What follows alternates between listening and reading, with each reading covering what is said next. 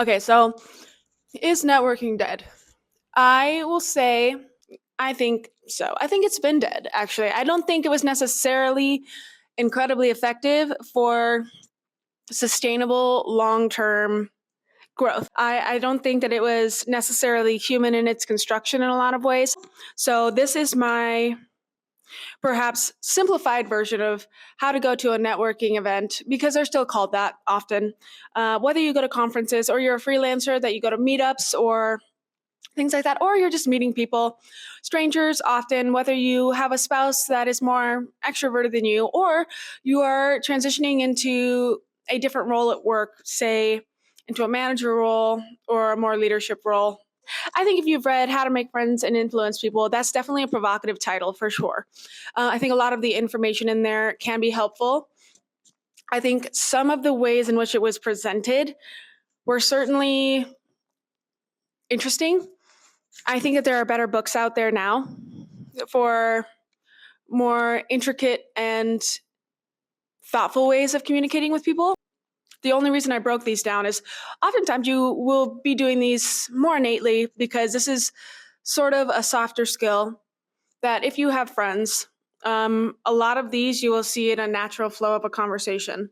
Um, because usually networking is more of a conversation based way of communicating with people. There are different types of ways of communicating with people. I would say networking or connecting or building connections is definitely more of a conversation based way of communicating with people. I can make another video on different ways of communicating with people, but this one is focused mainly on a more conversation based, interactive, collaborative way of communicating with others. And in that way, it can be both scarier, but also more fun, depending on, your personality type, disposition, anxieties. Cool. So I brought my notebook out here because analog. As you can see, it's pretty chaos, but I've tried to do my best to outline this on 2 pages just to show you some breakdown. And so I'll say I'm going to break these down into 5 terms because I was originally going to break it down into 4, but I wanted to differentiate another term. And I'll reference down below some of the research that I've done. Some of these terms I got from some research from a professor. I highly recommend her video. It's not too long to watch, but I did end up feeling like I needed to add something, a different term, in order to differentiate a certain part of the way of this type of conversation. And then I also added another one for the inevitable transition. So the terms.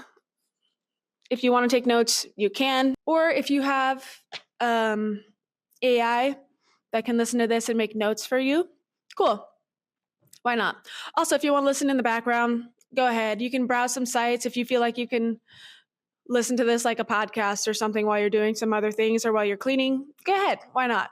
I've got captions enabled. You can also listen to it faster or slower if you just click on the settings link down below. If you want it in higher quality, you can do that as well.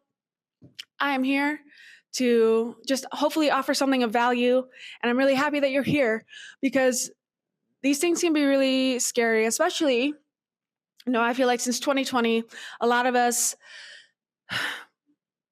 have isolated out of necessity, out of habit, and out of anxieties that either grew from the pandemic or got worse during the pandemic. And we're having a hard time transitioning back, either into a more hybrid way of living, or we found out that we do like spending more time alone. I definitely am somebody that I love spending time alone. I don't mind my own company. However, I find so much joy in stories and listening to others and learning about others. And so I have to definitely force myself to go out because I can definitely get hyperfixated on staying in, learning. But I do find that my mental health is better when I have regular outings. simply because having that in-person communication can be actually very helpful for mental health. So onward, I'm going to break this down. The first term is speak. Second term is listen. Third term is process. Fourth term that I added is decide. And the fifth term is transition. However, this is where this can either be a circle. So this is why I've added this. So if you can see, it goes in a circle. You can either do speak, listen, process, decide, and back to speak if you want to continue and go around. Or you can do speak, listen, process, decide, and transition. Now, the transition isn't always just leaving. Sometimes it's transitioning into finding out ways of meeting again outside of where you're at. And sometimes that can be a part that even I forget half the time. I'm like, oh my gosh, this person's so cool. Would love to reconnect with them. Either I'm anxious and I feel like, oh, they probably don't like me. And they probably are just like, oh, she's super weird. Finger guns, Or I honestly just forget. And so I feel like the transition is such a huge part of building those deep connections and those genuine connections, especially in the digital age when you might not come across that person again in person. And so gathering that information is part of the transition, or it can simply be transitioning out of a conversation. Either the cool, awkward way that everybody kind of accepts, which is like, see you later, Like sometimes you're just like, I'm going to go over there. Sometimes I just accept the awkward. Or sometimes it happens naturally and you're just like, wow, that was so cool. That was like a movie. Like, for instance, this is a sign of a natural transition. Somebody comes into your conversation that you're having with someone else. They've transitioned into the circle, into the flow. And then this person or you is like, oh, I got to take off. And it's just the other two people in the group are like, oh yeah, like, see you later. Bye. It's so awesome to meet you. In those instances, if you are interested in talking to somebody further, do not forget the transition. It can also help the other person with you as well. So if you are somebody who is afraid to ask for yourself and you need another reason to ask for somebody, like information, to like reconnect, to be friends with them, to just like nerd out with them. I have met people that I'm like, no way, this person has this really niche, weird interest like me. Like, this is not something that I normally come across in my adult years. You might find somebody else who has come across you in this conversation and you're like, wow, there's more of us.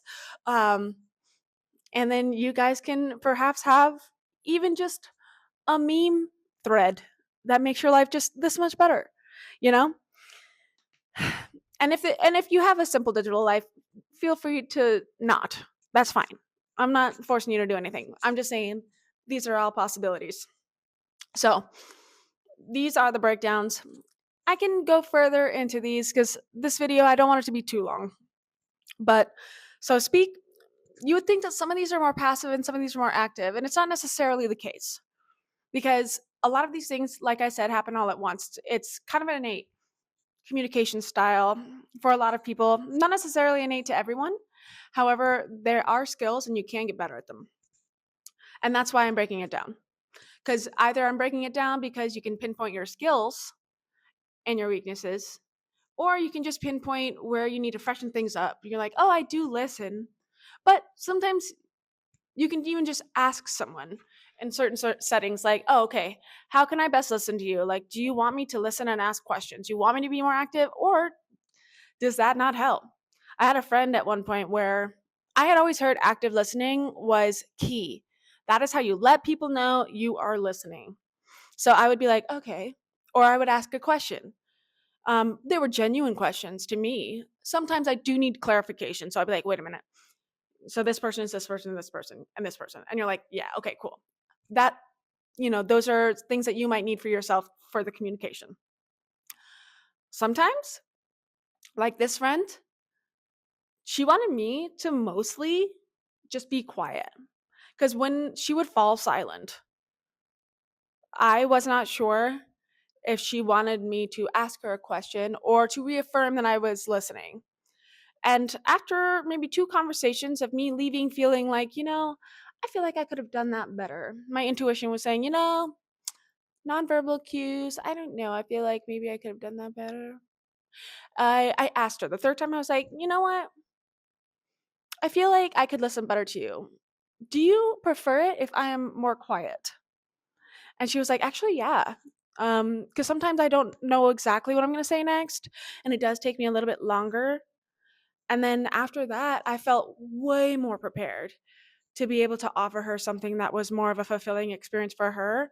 And for me, as somebody who really wanted to be there for my friend, that is exactly what I wanted to do. So that was a genuine question on my end. I wanted to be a better listener for her in the style that she listened, that she wanted somebody to listen to her. Sometimes you just have to ask, and that's part of speak. So sometimes speaking in this is asking a question, or it is greeting somebody, or it's facilitating. Sometimes you'll be in the middle of a conversation and somebody will bring something up, and you know somebody who has the same interest. You can just be like, oh man, like this person right here, they also do that. You know what I mean? To bring them into the conversation. So if you are somebody who's a sponsor, like, or you would wish to sponsor somebody, feel free to sponsor them in ways of facilitation. You can facilitate people meeting each other in that way. And how you do that is you listen to people, you get to know them by asking questions about them. And how you do that is by speaking up, asking them questions, getting better at learning how to learn about people and listening to them and really remembering and processing it. That's part of that is the process. You need to process those things actually. If you want to be a good leader and facilitator and sponsor and mentor, you've got to process. It's not all about what you know and what you can offer somebody and what they can learn from you.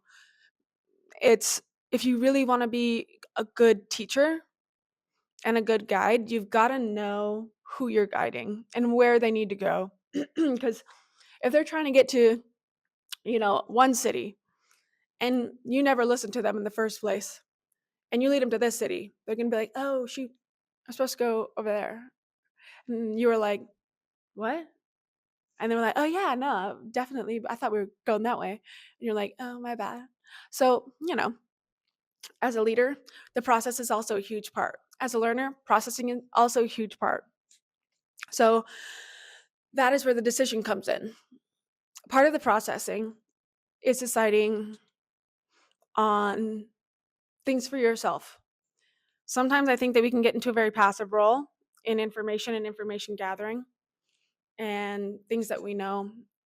And we might become too easily willing to adopt new things that we learn as truth. So the decision process is also something that happens in real time and in after time. So you can decide whether or not you want to continue to be talking to somebody and either lead yourself into a transition outwards to protect your dignity. Because sometimes people, you are just like, no, I have decided I do not like you. And you can go and leave with dignity. There's that transition. That's that quick decision. And you have the ability to make that. That gives you agency for that. And another one is you can decide what to say next, what to do, what you would like a relationship to be. Um, you have agency in these conversations, communications, and relationships. And you don't have to people please. That is coming from somebody who I am somebody who tries to gather all the information I possibly can so that I don't end up hurting somebody even on accident. Like I do research on how to be the most thoughtful communicator, person, friend possible because it's my deep wish to offer safety and compassion in a very innate way to people because it is my genuine hope, because that's just how it's always been for me. But part of that is boundaries and protecting yourself. And you're going to burn out even if you're already burned out. So if you go to these networking things and you're burnt out because you're too busy spending time with the people that don't do anything for you. You need to transition out. That is where you decide that. You need to transition out. And so if your weakness is in the transition, you can get better at that. That is a skill. You can learn how to transition with dignity, and you can learn how to transition with ways in which they can also feel seen, and you can go, it's fine. And that is why I chose to add decide to the loop, because I feel like a lot of networking in the past has seemed to ask you to do or be someone you aren't, to sacrifice something. And I think that genuine connections and deep connections ask you to stretch yourself and learn and be okay with being uncomfortable in ways that are good for you. And that is part of that decide as well, and that processing as well. But I don't think that the old way of networking is really happening anymore. I don't think a lot of people are interested. There are so many ways people can create these days and be free to do so and offer something to communities in more accessible ways that I don't think a lot of people are willing to necessarily offer up themselves as sacrifices in the same ways. I know there are definitely still so many broken systems and broken things. The system is broken itself. It was built broken on purpose. But I do think that the small actions of trying to build deeper connections, smaller communities of deeper connections, is one way that people have tried to cope in this kind of system. And I do think that it is a good thing. I think that it's a good thing that people are becoming more aware that they actually get to choose, um, and they actually get to seek out people who are balanced with them in a relationship that is healthy. And again, healthy is not always what has been known as normal. So make sure that you're thinking and processing, listening and asking, and doing what's right for you, and checking in with the other person as well. I can go into more detail. I do think that there is a lot, if you see on my page, there are different ways to do these things. I wanted to use this video to break down this process just a bit further. So let me know in the comments if you have strengths or weaknesses in any of these different categories. Which one do you think it is?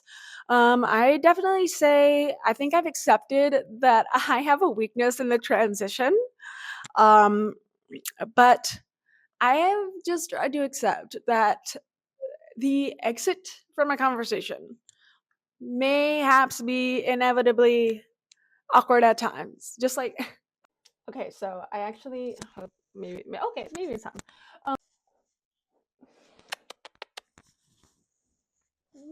I'll save this life.